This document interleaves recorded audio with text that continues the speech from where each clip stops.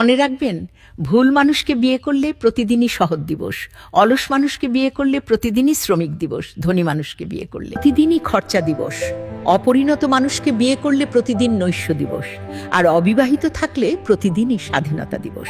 মায়ের খেদমত করা কখনো কখনো ফরজ, কখনো কখনো ওয়াজিব, কখনো কখনো নফল, কিন্তু স্ত্রীর খেদমত করা সমস্ত স্বামীর প্রতি সবসময় ফরজ। এই অপ্রিয় সত্যটা আমরা অনেকে ভুলে যাই। আপনার মায়ের হয়তো আপনি বাদে অনেক সন্তান রয়েছে, কিন্তু আপনার স্ত্রীর শ্বশুরবাড়িতে আপনি ছাড়া কেউ নাই। রিজিক কখন বাড়ে জানেন?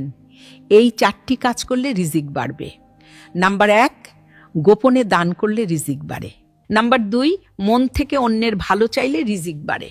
নাম্বার 3, ফজরের নামাজ জামাতে আদায় করলে রিজিক বাড়ে। নাম্বার 4, বেশি বেশি ইস্তেগফার ও কৃতজ্ঞতা প্রকাশ করলেও রিজিক বাড়ে। কাউকে তার ভালো মন্দ বেশি বোঝাতে যাবেন না, এতে আপনিই খারাপ হয়ে যাবেন। বরং তাকে ছেড়ে দিন। সে যখন ঠকবে বা বিপদে পড়বে, তখন সে এমনিতেই আপনার মূল্য বুঝতে পারবে। কারণ কিছু মানুষ উপদেশে নয়, বরং আঘাত থেকেই শেখে। কথাগুলো ঠিক মনে হলে ভিডিওটি শেয়ার করে দিন।